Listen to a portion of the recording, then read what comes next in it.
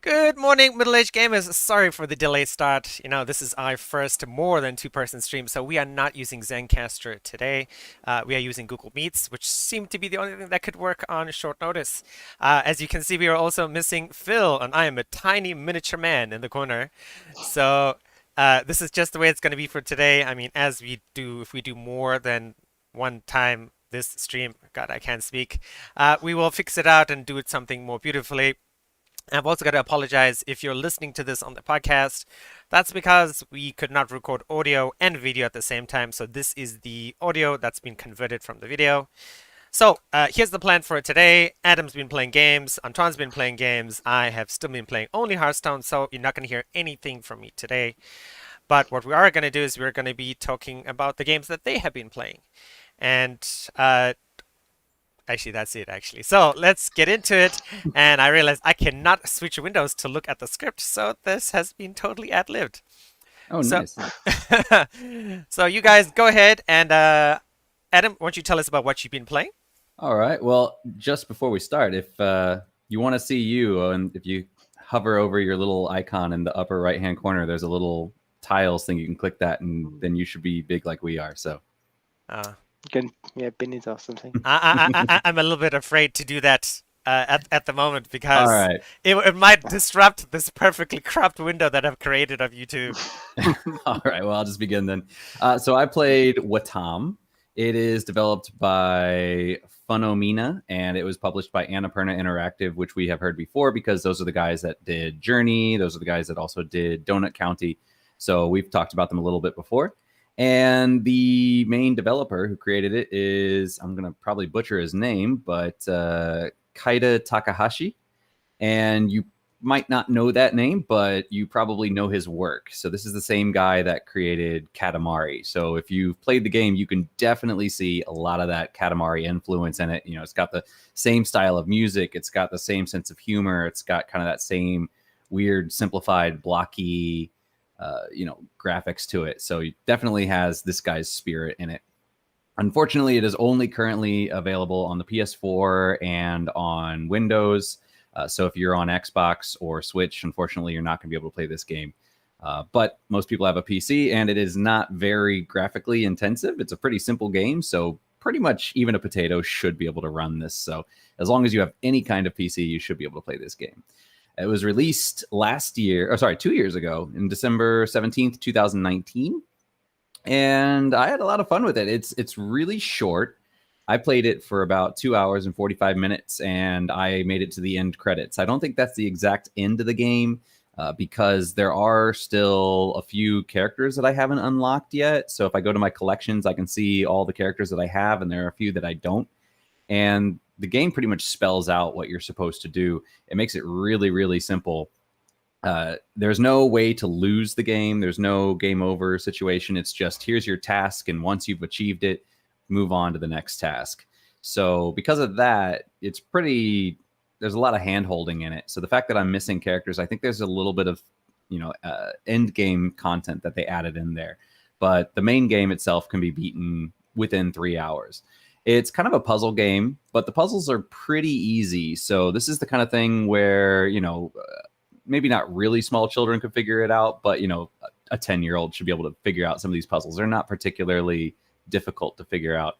And yeah, it's very kid friendly. Otherwise, there's no violence. The guy who made it, when he made it, he said that part of his philosophy was he wanted to show the goodness in the world. He said that part of his philosophy was all these peaceful things, and he wanted to make a game where the focus wasn't combat or defeating an enemy. He just wanted to make a game about working together to solve our problems. So this is definitely a very family friendly game.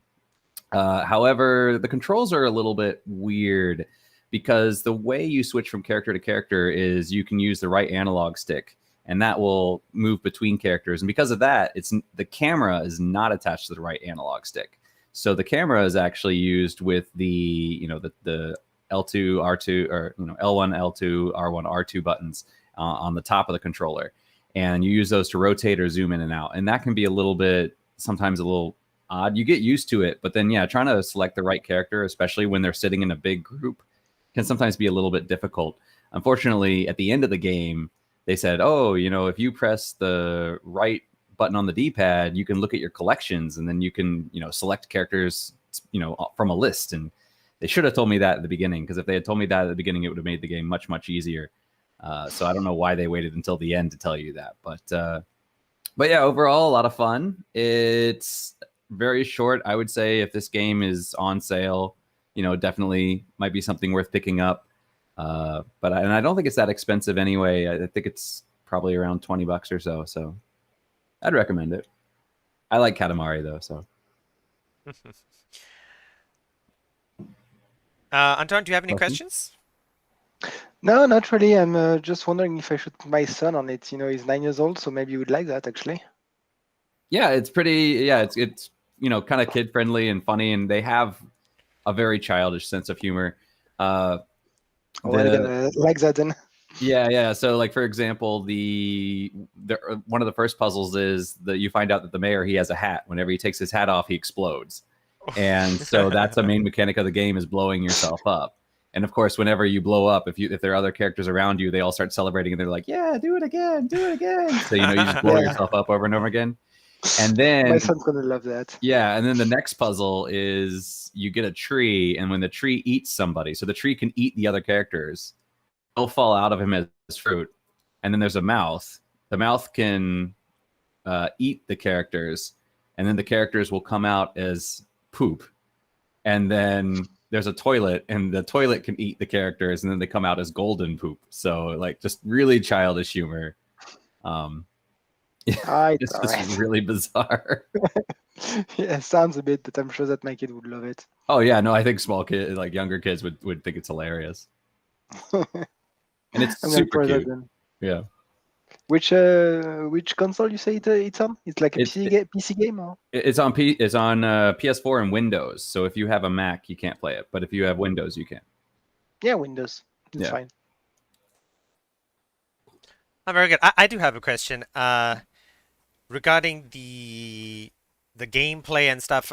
Like, I've played like sort of younger person games before, and I found that, I mean, this is before, I don't know, maybe now, that the theme and the gameplay itself just sort of leaves me feeling bored, but you didn't feel bored at any point in the game?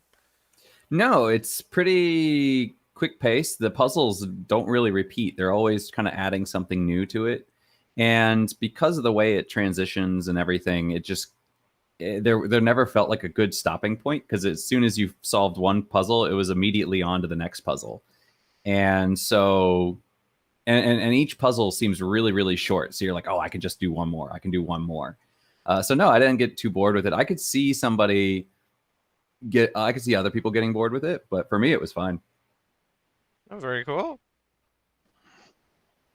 Yeah, it's the kind of thing, like, if you're the kind of person who gets bored with Katamari, then you probably get bored with this sort of thing. But I always loved Katamari, so.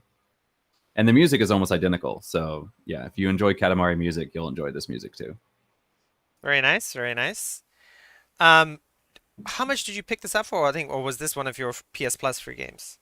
No, I picked this one up, but I picked it up a while ago. I don't remember how much. It was on a sale. I remember that. So I probably picked it up for probably around $10. Oh, For okay. a 3-hour game, it's okay. Yeah, it might have been less. I don't know. Yeah, I'm just curious, what is the price for a three? Oh, it's $20 on Steam at the moment, so that's 600 Taiwan dollars, and I don't know how much that is Canadian. Yeah, so I think it was a 50% off thing when I got it. Okay. Well, definitely seems something I'm going to keep my eye on. Yeah, Yeah, but especially on sales then. yeah. Yeah, I think, I don't Because know what you guys feel. I mean, for a 3-hour game, I feel $20 is a little on the high side. exactly, yeah, that's kind of expensive for 3 hours. Yeah. But again, there's more than just the 3 hours. That's just the main part. I don't know. I haven't played beyond that point, so I don't know what all the end game content is. So I could ask Antoine, are you a completionist like Adam is, or are you just... That really depends on the story. If the story really grabs me, like a Horizon Zero Dawn or like Tales of, yeah, Yes. I'm gonna try to platinum the game. Otherwise, I just do the main story. That was nice, thank you, bye. So it really depends on the story. Oh, very cool, very cool. Adam, final thoughts about this before we move on to Antoine's game? Yeah, if you don't want to buy it, it's still you can definitely watch plays of it on my play specifically on YouTube. Yeah, and kids will probably enjoy that too. So you can just pop it on and they'll be like, "What's going on? This is so weird." So definitely check it out because it is a weird game. I think it was designed more as a thought project because after Katamari, the guy who made it basically has more like Nabi Nabi Boy and some of the stuff he's done is more conceptual than it is game.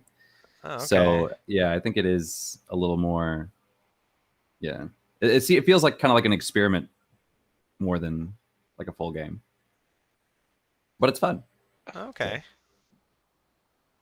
Uh, I just realized I could have shown this video of you in the corner right here. Too late now. Well, no, I'm gonna add it anyway. There's your Watam video. All right. Very cool. Very cool. That is Watam. $20 on Steam. I'm pretty sure it's the same price on the PS5, PS4 store. However, that works now.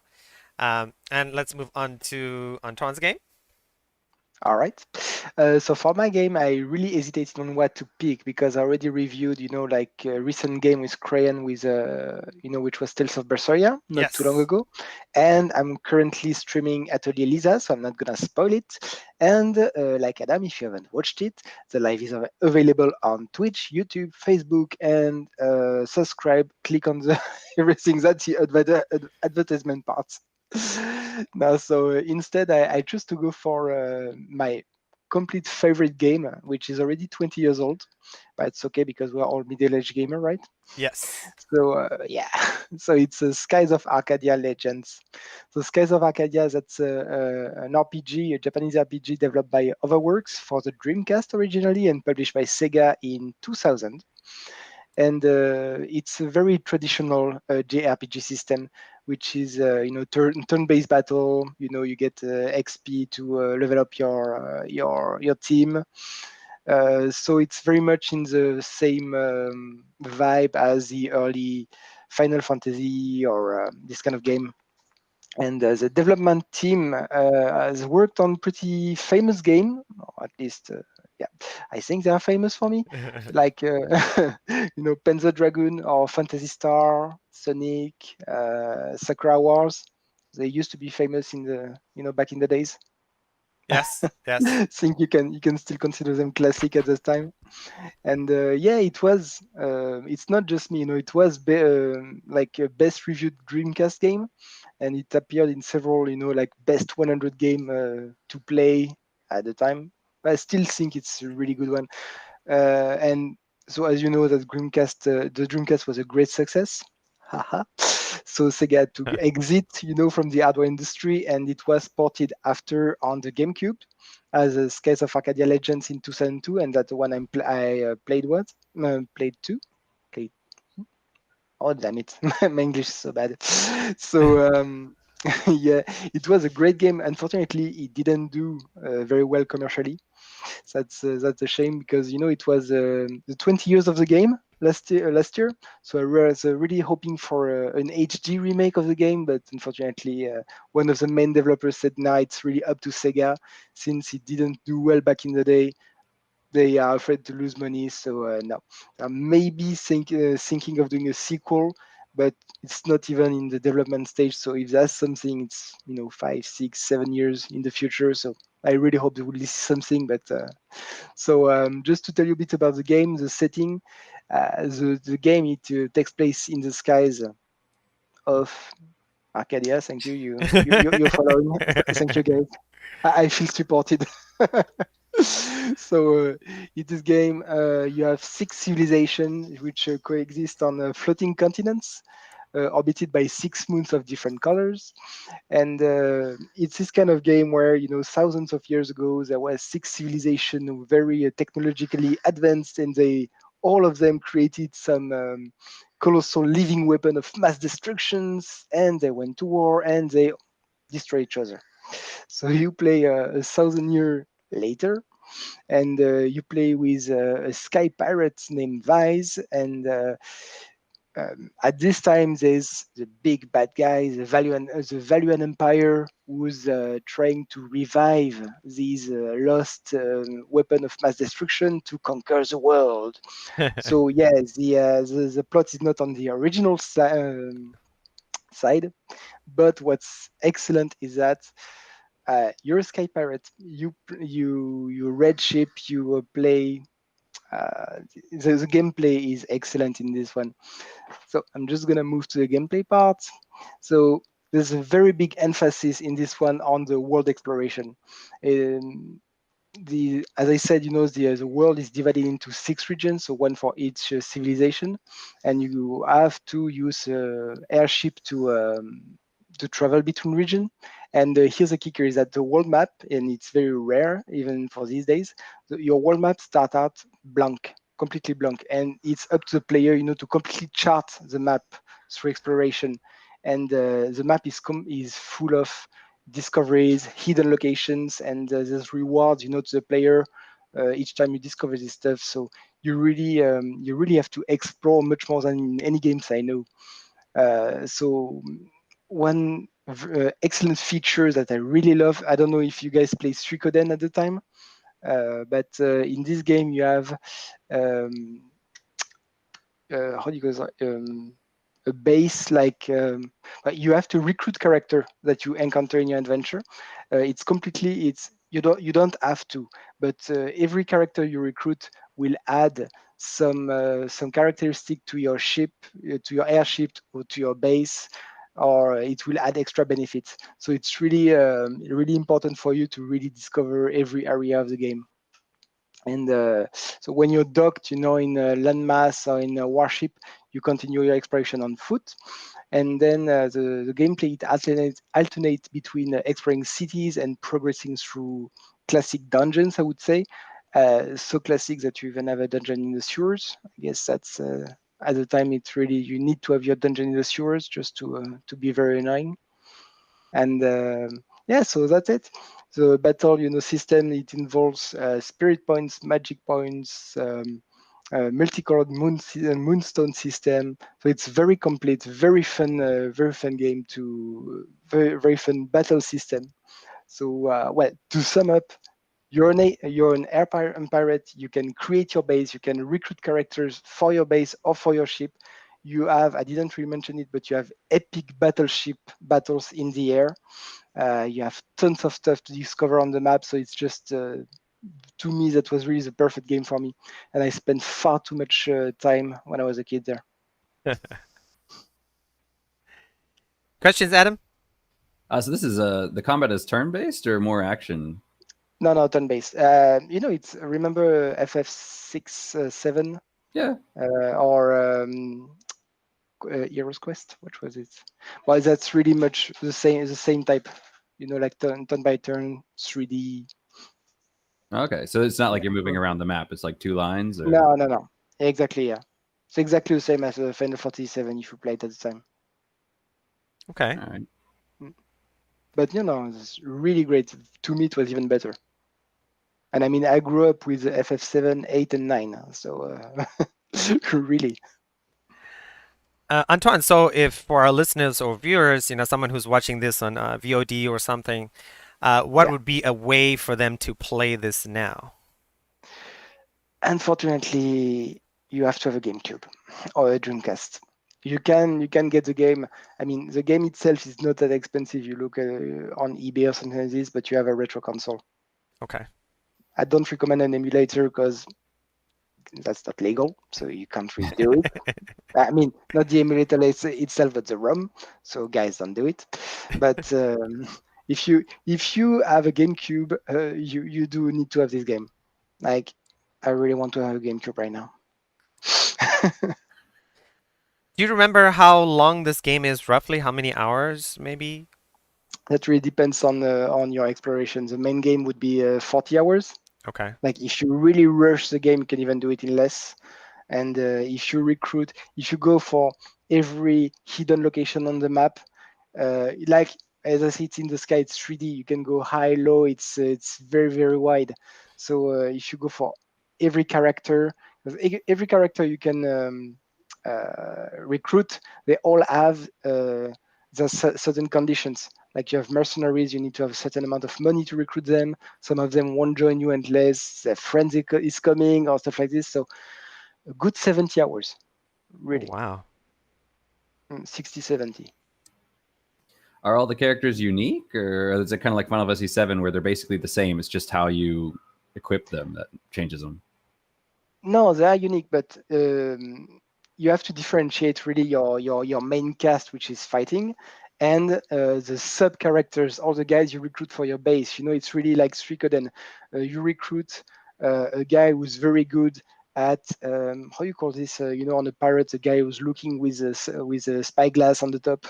Well, if you put this guy on top of your ship, then you will have a much wider view when you start a battle. So it's really, or you can recruit a guy who's going to make a bathtub on your base, or you can recruit some merchants to have shops in your base. Or each character, sub characters, they're not going to fight with you, but they're going to add little stuff to your gameplay. Oh, Oh, very okay. That's why nice. yeah, that's why you really want to have a, and of course you kind of need a guide of a lot of characters. Lost him a bit there. But, yeah, and honestly, your battleship is epic. If you go on Google, just type Delphinium, Arcadia Delphinium, that's what you fight in. You can change the cannons, you can change the armor, you can completely customize the ship. If you want it to be a fast-moving ship, or like a big tank who goes very slow. I told you that's a really good game. I mean, that's from 2000.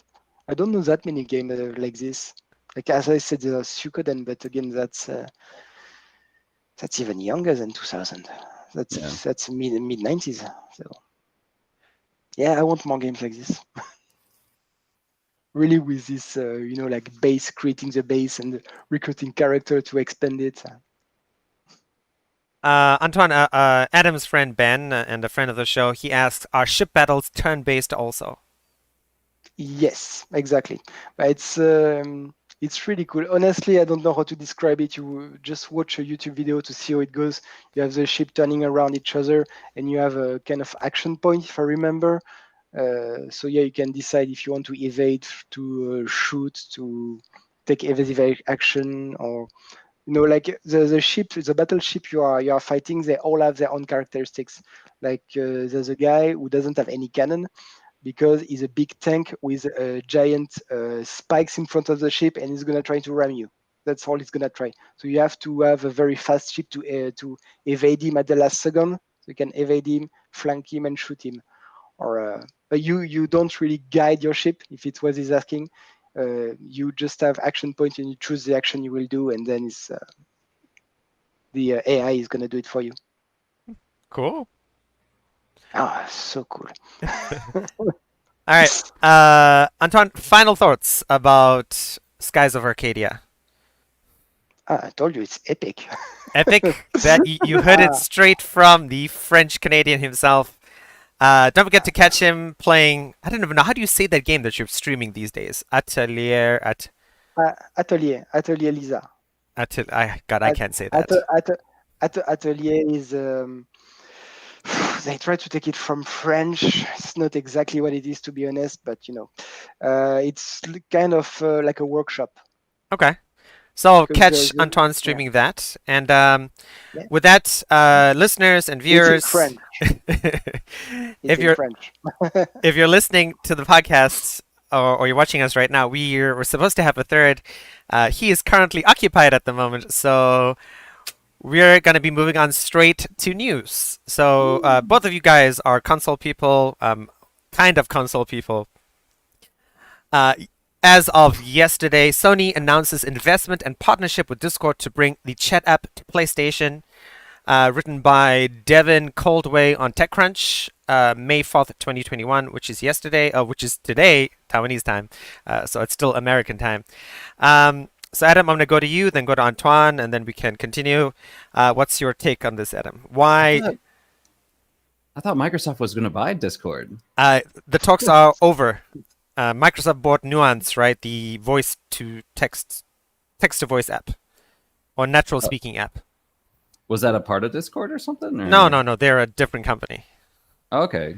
Okay. All right, So interesting. I was gonna ask you. I mean, you being the biggest PlayStation fan that I know. I mean, is there something wrong with the PlayStation app, which is why they're bringing on Discord? I don't know. I mean, I know that there have been some, not complaints, but frustrations with the way party chat works. Because the way party chat works on the PlayStation, because they wanted to integrate the PlayStation 4 with the PlayStation 5, and on the PlayStation 5, it's very intuitive. But on the PlayStation 4, it's not, because the PlayStation 4 still does it the old way. So the old way that you would want to do chat in the PlayStation was you would basically create a party, and then you would invite people to your party. And then when you're done, you just close the party and it disappears. In the PS5, the way it works is you open a party, and then you invite people to that party, but the party remains even when you close it out. So it's kind of like a G chat kind of thing. So if you have like a G chat with a group of friends, so people can, at any time, can go back into the party and post things. And if you're part of that party, you will always be able to receive messages in that party. So it's kind of like a line group or a G chat group or something like that. And on the PS5, it's pretty easy because it'll show you all your groups, and you can, opt into which one you want to join the chat on or whatever. But on the PS4, it's a little bit complicated because it's not so obvious that that's what is happening, because that's not how the PS4 was originally designed. So, for example, when I'm playing with my friends, and we start a group, I'll just be like, okay, just join the group. And they're like, how do I navigate to that? So in that sense, I mean, it can be a little frustrating, but yeah, I don't really know why they need to integrate Discord unless the idea is more for crossplay. Because obviously, if you want to join the PlayStation parties, you have to have another PlayStation. So this may be the kind of thing where they're like, okay, because a lot of games are going crossplay, we want people to be able to communicate with other players outside of the PlayStation community. So that might be why. Antoine, do you think that's the case? Do you think Sony's moving more towards crossplay? I'm going to I'm gonna take an example with one game. If Phil was here, I'm sure he would agree. Did you ever play Final Fantasy 14? Yeah, I play it all the Yeah. time. I'm the one that got Phil to play it. All right.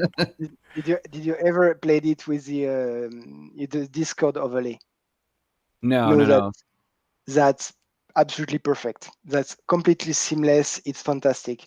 And for MMO, at least MMO, but multiplayer game, Discord is absolutely fantastic. So I can think of two reasons. First is to piss off Microsoft.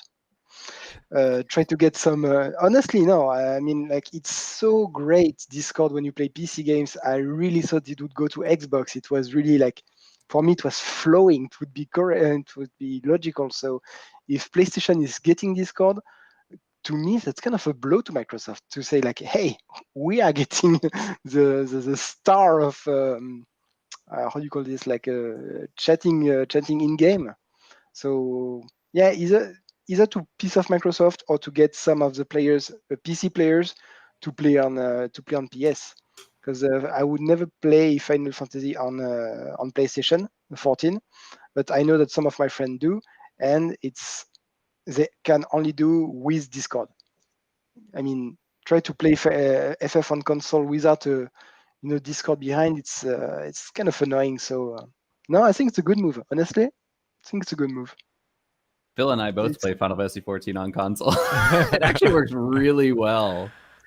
I heard so. I'm not a console player. I'm really not. So yeah, the way they did the UI and the way they did the controls there are phenomenal. I wish more games would do that. Because I played Final Fantasy 14 on the PS4, and then my friends were like, hey, let's get back into World of Warcraft. And I went to World of Warcraft and going back to a keyboard and mouse, and I'm like, oh man, I just want to use a controller. I was like, is there any kind of mod that can allow me to use a controller with this game? Because the keyboard and mouse just didn't cut it anymore. They just did a phenomenal job with the controls. So fair enough, yeah, because there's so many controls. I mean, so many commands you can give. Like, how do you do that on this?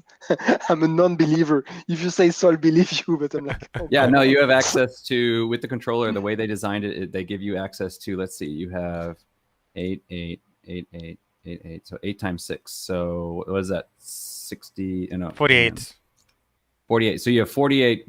Basically, they give you 48 controls. The way they do it is they make it so you hit the R2 and it brings up a display for these 4 buttons and these 4 buttons. And then if you hit L2, it does the same thing. If you hit R2 and then L2, it brings up another display. L2 and then R2 is another display. And then if you double tap, that's another display. And a double tap is another display.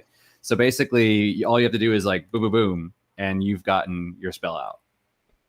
And you don't have to clutter your entire UI with anything because it'll only bring up what you need. Or you use one key. Well, but then you have to move your hand around and everything. Here, it's like, you only have to have access to those 8 buttons, and those 8 buttons give you 48 options. No, I understand, really. So, yeah. It's just I like my console, but I only have 3 games on it. So Yeah, they just did a phenomenal job. But yeah, I think with Discord, I think it's probably for crossplay. But they didn't buy it; they're just using it, right? So I mean, Microsoft could still, in theory, They're do the same investing in it. I'm just looking at the article, and they, in the venture capital rounds, they have an H round, and their H round they raised 100 million, and Sony contributed an unknown amount to that H round of 100 million US dollars. So they've invested in Discord. Nah. So they must have some legal countermeasure just in case that Microsoft want to go and buy Discord. They must have thought about it. I'm sure they must have. Adam, do you think they could replace the PlayStation chat with the Discord in the future? Yeah, I think they could. Yeah, absolutely. Yeah, why not? I mean, it's one of those things too where definitely if they implement it and then they find that people aren't using the PlayStation chat as much as they're using the Discord app, I could definitely see them saying, you know what, we don't really have a need for this, and just phase it out. Very cool. Very cool. Okay, this one is going to go to Antoine. This is from May 2nd, 2021 by Tom Warren on The Verge. Microsoft Explode reducing its Xbox store cut to shake up console gaming. So, listeners, viewers, if you know, Microsoft recently cut their Microsoft Store share from 30% to 12%. They were thinking about doing that for the Xbox Store itself. Antoine, what do you think? I mean, do you think Microsoft's going to do that now, or they exploded, as the article said, but they probably can't do it anyway? I hate Xbox. So that would be my first point. Why playing a Xbox when you have a computer? I don't think they would do it. I don't know. What's your take on it? Like, I mean, my take. I think Adam and I have talked about this on the show before on podcasts. Microsoft's got the cash. I mean, if they want to take a strategy out of Epic's playbook and say, "Hey, we've cut the price on the Epic, we cut the price on the Microsoft Store. Developers come to us. Hey, developers, actually, you don't need to develop for Sony. Come develop for us instead because we're only taking a 12% cut. And you guys get to keep 88% of the profit. Screw Sony, and come here." I don't know. Yeah, of course, Sony doesn't have the cash that Microsoft does, but they're gonna follow up. They're not gonna lose their exclusives and stuff. Yeah, I don't see Microsoft do this. They're just gonna try to fight a war which is gonna hurt Sony, but that's not gonna sink them. So I don't think there's any point of doing this. Adam, what do you think? I think, I don't know if that would convince people like, hey, if I was planning on going multi-platform, I don't know if changing the cut would convince them, hey, I shouldn't do this. Because I mean, if you were going to do it for 30 anyway, and now you're doing it for 12, I don't know if you'd be like, oh well, now instead of having 2 markets, we'll just do it for 1 market. Because I don't think it would make up that big of a difference. But also, I think with Xbox, it's harder because the console makers often sell consoles at a loss, and that's how they make up their money, is in game sales later. So, with a Windows thing, I guess it's probably not that big of a deal on PC, but that's how the Xbox becomes profitable. If you cut the profit on the games, then that makes the Xbox itself less profitable. Totally. I mean, that was the whole strategy in the first place. So it almost seems counterintuitive to how it would work. I mean, if they're moving more towards like what Phil Spencer said with a dongle or something like that, where the Xbox is just something you plug into a USB port on your TV, then then the hardware is not that big of a deal. It makes sense. But for the Xbox X series, I don't think, or S series, I don't think it makes a lot of sense financially. Okay. You know Unless the market share? yeah. Huh? You know the market share between like PlayStation and Xbox? There's far more PlayStation than Xbox, right? The PlayStation 5 has outsold every previous PlayStation, despite being despite not meeting demand. It actually outsold the PS4 in the same amount of time. But I think I saw something somewhere, and yeah, it was there are more Switches than anything else, but I think there were like twice as many PS5s as there were X series. So why would you go to Xbox and cut yourself from all of these big markets? You would I think you would lose money, or it's not that profitable. Yeah, well, That's the my thing point of too. view, I think. I'm not sure how different developing for Xbox is for Windows. So if you've already got it developed for Windows, I don't know how much you have to change to make it Xbox compatible. All right, data as of 2020, PlayStation 5 has captured 65.05% of the global market share, compared to Xbox Series X's 34.94%. So We're clearly, Huh? We're switching that. There is no data. Well, I shouldn't say in this article there's no data on the Switch. It's different market. You can't compare. It is really a different market, though. Yeah, it's actually But yeah, I mean, so PlayStation has double what Xbox does effectively. So for your both of yours relevant countries, in America, Xbox as of 2020 inches out Sony by less than 0.5%. Xbox is 50.18% in the States, and PlayStation is 49.8%. In Canada, PlayStation is 53.51% and 46.49%. Yeah, but I know in Asia the PlayStation just completely outpaces the Xbox, and I think in Europe as well. Yeah, Xbox is not very popular in Europe, compared to PlayStation. Okay, very good, gents. On to the last story of today. Our last story is from MarketWatch. Gamers spend billions more on video games during the pandemic, but what happens now? Published by Wallace Wachowski, May 3rd, 2021. Video game publishers about to reveal the pandemic profits and predict if another bump lies ahead. So according to the article, most video game companies, they list Activision Blizzard, and Electronic Arts, and Take-Two, and Zynga, and Roblox, and they're all predicting slower growth this year. Any reason why? Because I mean, go first.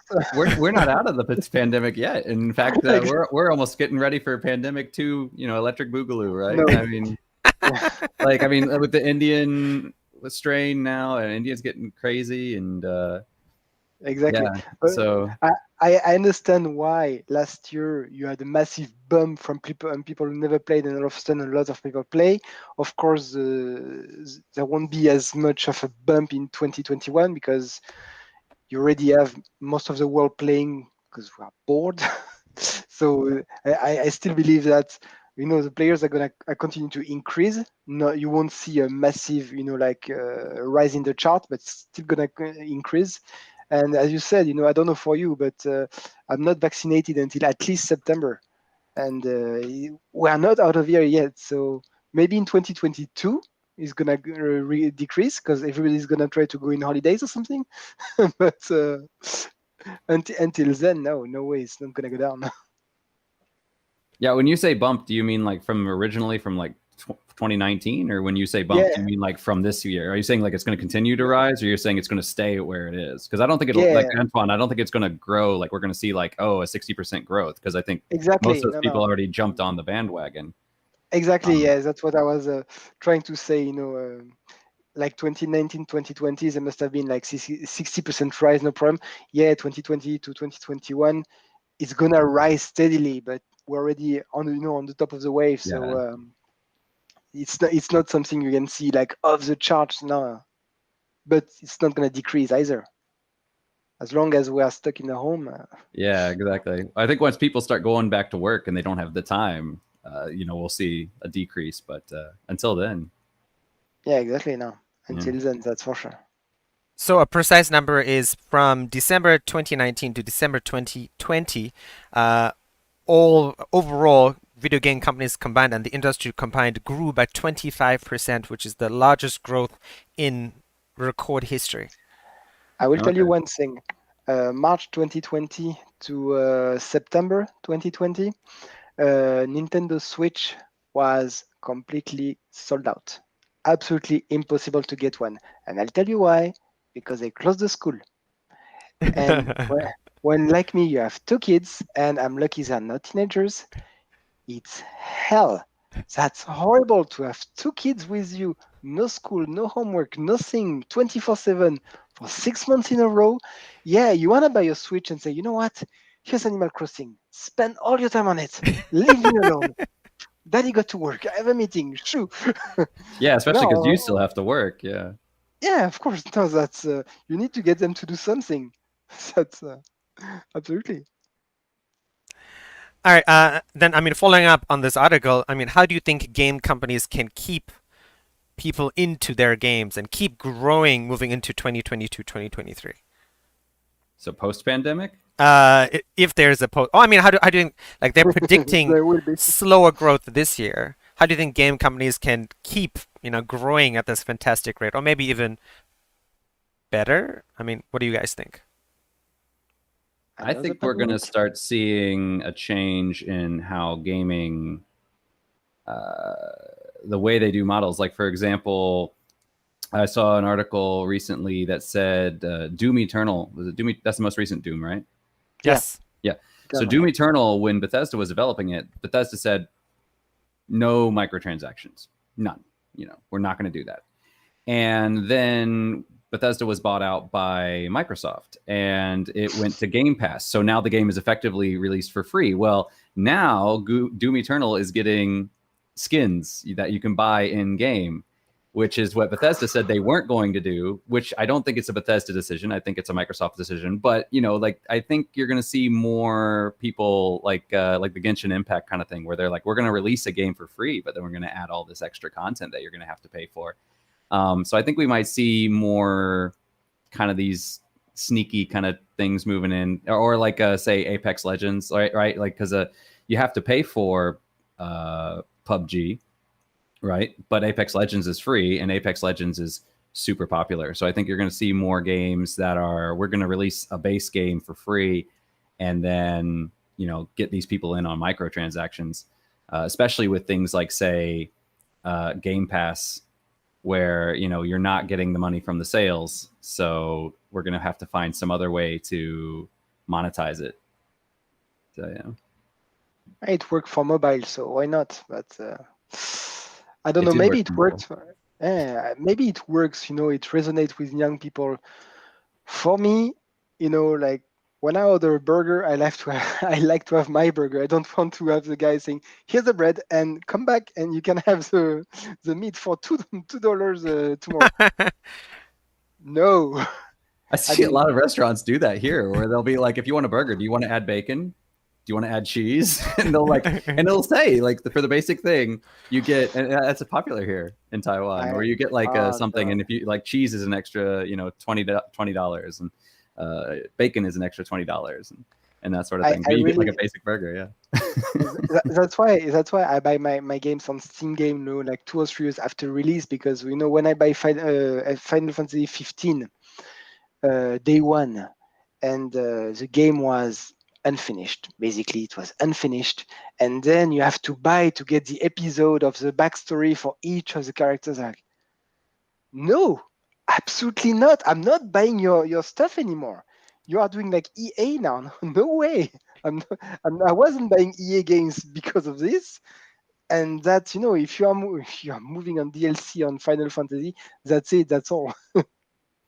I know that the Japanese really love to have skin, like skin DLC because they like to Yeah. play doll with their waifu and stuff.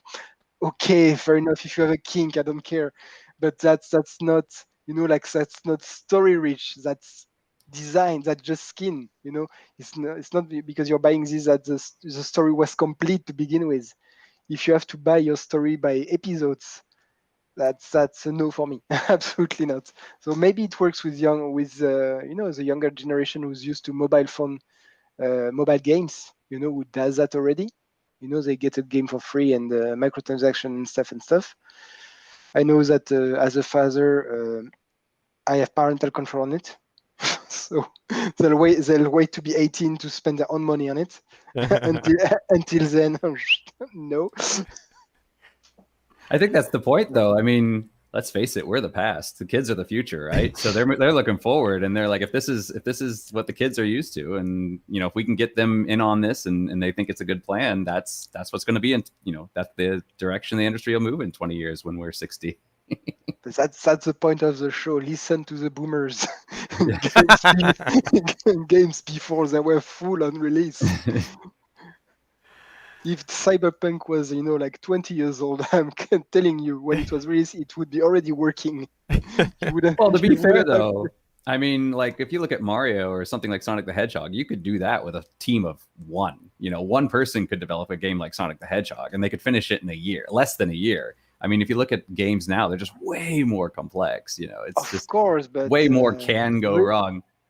You think they could have done that with the hardware at the time? What The hardware current, was, what we're doing now? no, I mean like a Sonic game, but like 20 years in the past, it must have taken some time and a team to do that, right? Well, like the original PlayStation games. I mean, what was it? Final Fantasy VII was released in 1997, and Final Fantasy VIII was released in 1998, a year later. Now look at how long we have between Final Fantasies. Good point. True. And Final Fantasy Tactics was released between those two. So, I mean, they were developing 3 Final Fantasies simultaneously. Yes, that's true. And those parties were much, much smaller than the current ones that they're using for, say, Final Fantasy 16. So, yeah, maybe. But at the time, if I recall, they had different teams working. They were splitting their teams per department. Like they had a team of 20 or 30 doing one game, another, 30 people doing another game. It's, like different company developing each game, right? Right, but I mean, they're again, like you said, a team of say 20 people. But then now they have a team of 500 people, and it takes them 5 years of development as opposed to 2. So, and yet they still can't release Star Citizen. I mean, well, Star Citizen will never be released. I mean, that game is way too ambitious.